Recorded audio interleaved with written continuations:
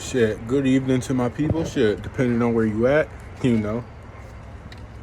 Shit, need I say more? I'm just out here fucking around. But I was just watching this movie and it just inspired me to elaborate on it. Hold on, give me 1 second. You have this open for a reason? I said you have this open for a reason or not?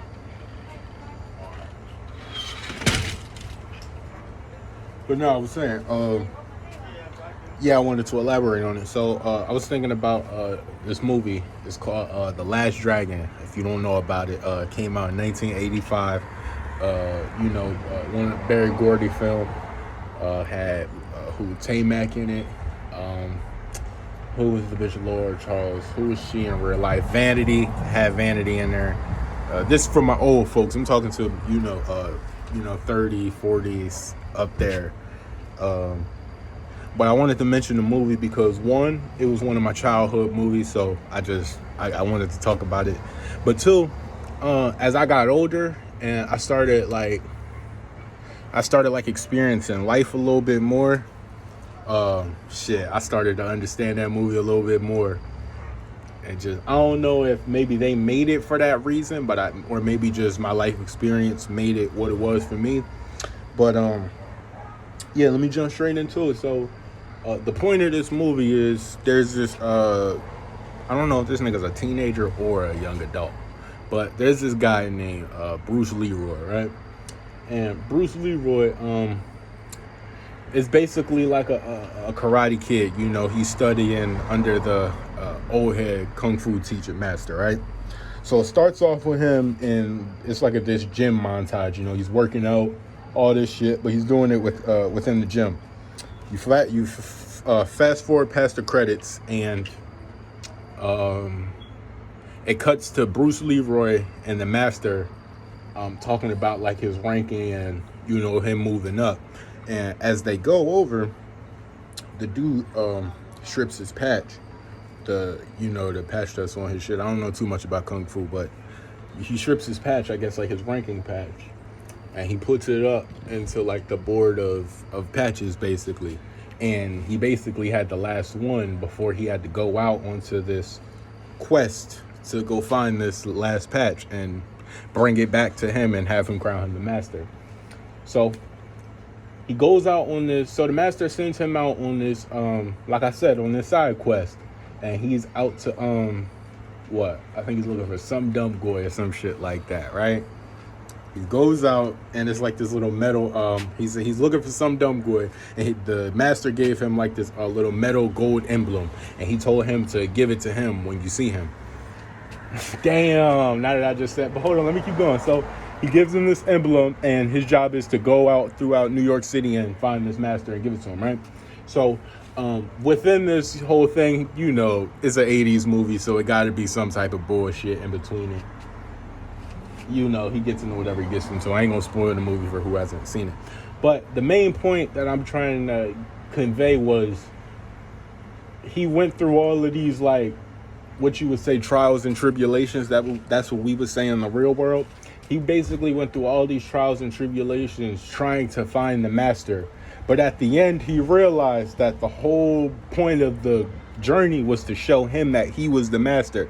The teacher had told him before he sent them out, he had said, "I am no longer your master." But the way he had said it, you would think he was being like mean and just trying to shove him up. But not basically what he was saying was, you've learned all there is to know. I can't teach you anymore. Now you have to go out and you have to put your experience to the test and see if what you learned can really hold up in the real world, basically. And what he learned was slowly through time that it all did work. And what the point of that was, again, like I just said, it was to show him that he didn't need to find a master and he didn't need a leader because he was that already. He just probably, couldn't see that within himself. But the reason why I'm speaking on that is because, again, like I said, as I went through life and I've had to experience things for myself and just, my situations, like, I relate to that movie a lot more every day. Like, What? It's a song from off the soundtrack. It's called The Last Dragon. What did he say in that song? I heard this shit a couple months ago. I was going through some shit and I was like, oh my fucking God. But he had said, the journey now before you rest. Whatever the fuck he said. You've learned your lesson well. I can't teach you no more. Basically what the verse was saying was, this final test that you're about to go through, it's testing your powers. You have to let that inner glow within you shine, and you'll see that you're the master. Now, the reason why that shit hit me so much, because at the time I was going through some shit with like self-doubt and thinking that I needed assistance in whatever I was trying to do, whether that be from my dad or from my brothers. But at that point, I just believed that I wasn't strong enough to do certain things on my own until I was put in situations where I was kind of forced to have to do that on my own.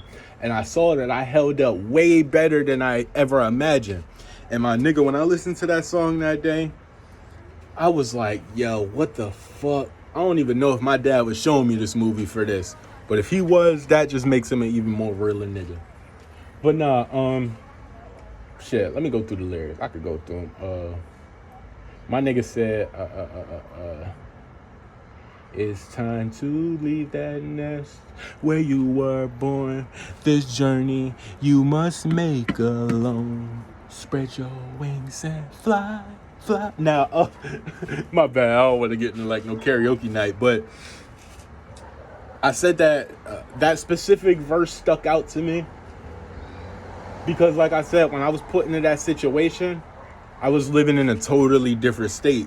So it wasn't like I was able to just, run back to my mom's house or run back to my grandmom's house or, run back to any type of, shelter, basically. So, and what I had to go through, my dad was locked up for a little minute. So, I'm over I got to basically take care of not only the house that we got, but I also have my little brother with me. So we got to kind of basically help each other out. So we don't break and fuck this all up.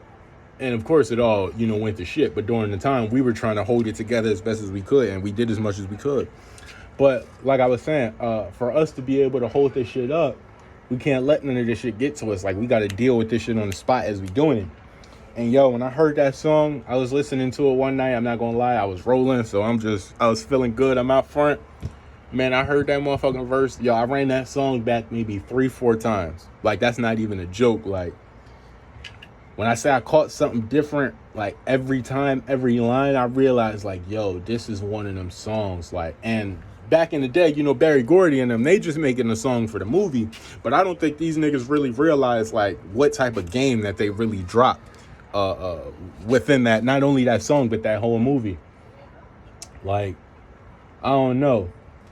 But the reason why I wanted to mention that was, there are times in life where we go through things and the world the world basically does its job in assuring that we don't have that confidence in our abilities. And when I say that, that's what makes people think that they need all the, financial power and all the, shit that you see the Joneses have. You don't need that, my nigga. All it takes is for you to be confident in what you're saying, and you can go far in life, my nigga. You could be a broke ass, bum ass nigga who goddamn steals weed and borrows his sister's car and wrecks it and shit. But nigga, if you know how to go out into the world and speak with assertiveness and confidence and walk in that room and you control it, nigga, you could do anything in the motherfucking world. You could do anything in the world. And I ain't just saying this, to hype up no broke ass niggas, because I ain't gonna hype up no broke ass niggas. Get your lazy ass up and go do something. But I'm saying this for the people who may not have that strength in their own voice yet. And, I ain't have it. I'm just now getting confident with it. That's why I'm able to, actually make these videos and be as consistent as I am, because I know what I say, has some type of substance. Like, I'm not just a nigga who gets on Instagram, sees some shit and goes and wants to talk about it. Like, fuck no, I'm not one of them. I try to, talk about real world situations. Every once in a while, you'll get me talking about like some celebrity shit just cause I'm just doing it for the fun of it. But majority of the time, I like to kind of talk about shit that niggas see in their real life. Why the fuck would I talk about a rapper? You're not in that rapper's life, so you're not gonna get what I'm saying. You're just gonna think I'm a nigga hating on your favorite rapper. So fuck you.